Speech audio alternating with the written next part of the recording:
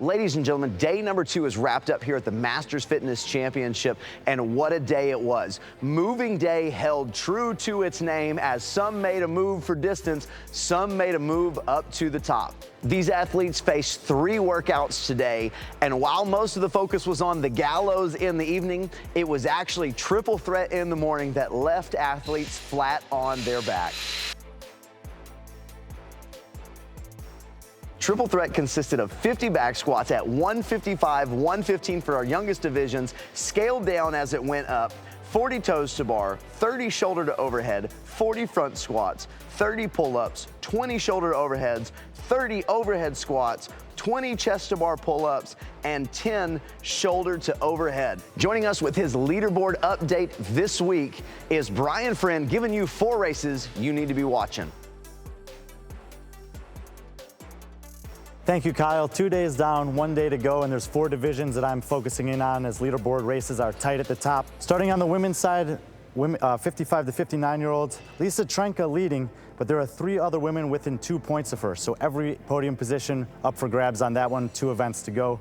Dropping down to the women's 35 to 39, it's a tight race at the top. Jamie Latimer might have come in as the favorite, but Cammie Rush is only 1 point behind her for the overall lead. Cammie's got 2 event wins, Jamie's only got 1, so if it comes down to it, Cammie holds that narrow margin of victory that she would need. Flipping over to the men's side, 60 to 64 men, Gary Gaudry's looked incredible. He's got a 6-point lead over the field, but 4 guys behind him are all within 3 points in that 2nd through 5th place spot, so massive podium implications there. And then in our youngest division here, the men's 30 to 34, Malachi Bennett was trailing Selvan Ramjatan heading into the final heat tonight. He took first, Selvan took third. He flips the script on Selvan. He carries a 1-point lead into the final day. Those are the 4 divisions I'm watching with 1 day left to go here at the Masters Fitness Championships. One of the tightest races coming into the 5th event was the men's 45 to 49, Jason Grubb versus Brigham Abbott. Grubb and Abbott were neck and neck tied heading into the 5th and final event.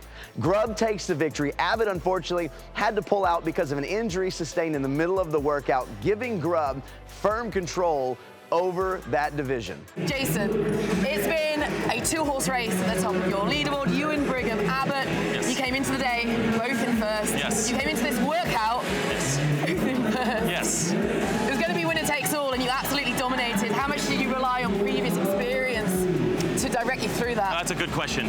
So I might practice this workout in training. And so I had a feeling for this workout a bit, but I dramatically failed in practice. Okay. So I just didn't know what was going to happen out here. And I knew the adrenaline would help, but I knew the competition would help. So when I got through those rope climbs with like a minute on my hands, I knew I was good.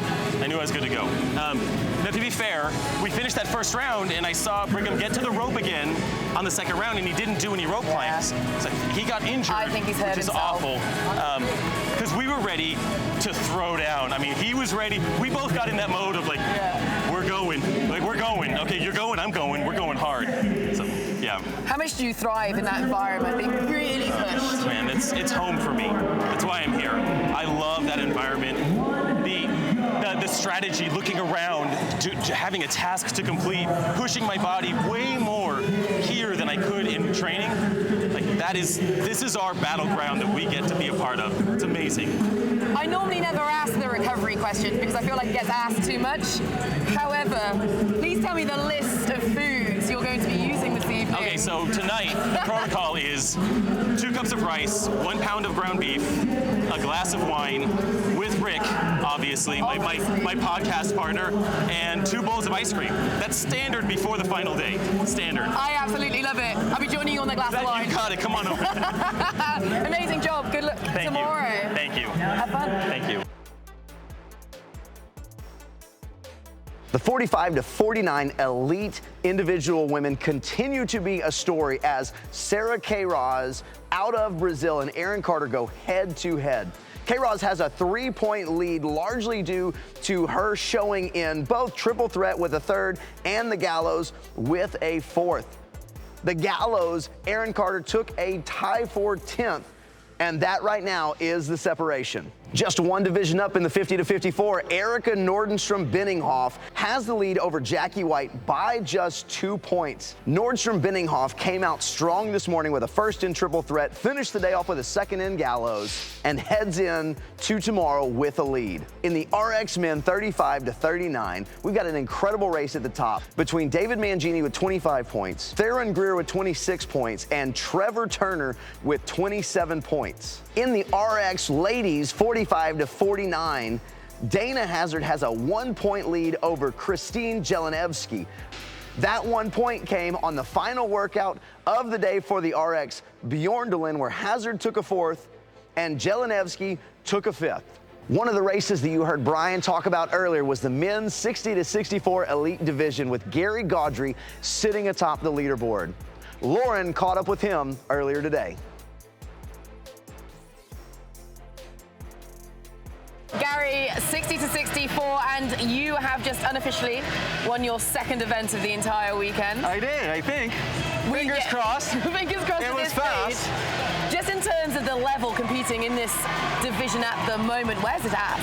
Oh, these guys are good. Like it's very competitive. It's a lot of fun. We're having a lot of fun, a lot of friendly competition, and yeah, no, it's awesome actually. What does it mean to be able to come to a competition like MFC and actually be able to compete and get pushed?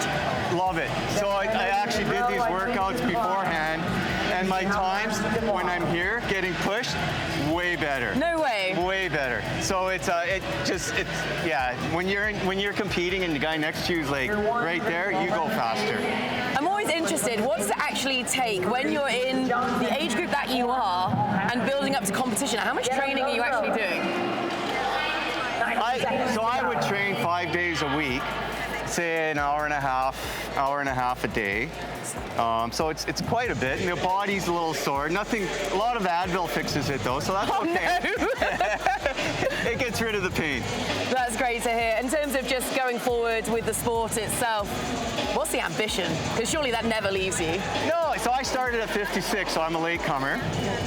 So unlike any other sport, it actually, when you get older, like when you get to 60 and 65, you become the young one in the age group. So I'm looking forward to 65, believe it or not, to be the young one in the 65 age group and hopefully have a chance, obviously, to get to the games if you can do it. Absolutely love it.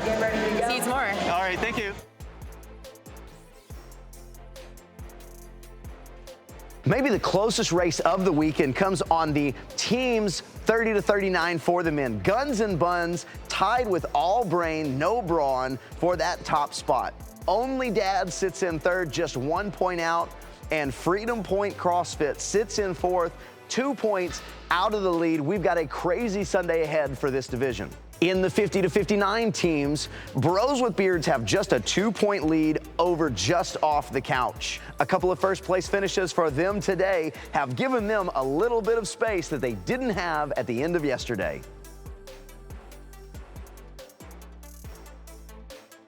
To keep up with all of our leaderboards, go to strongestcompete.com. Make sure that you're following all of our social media accounts to keep up with the action throughout the day that we're going to be bringing you as we head into Championship Sunday.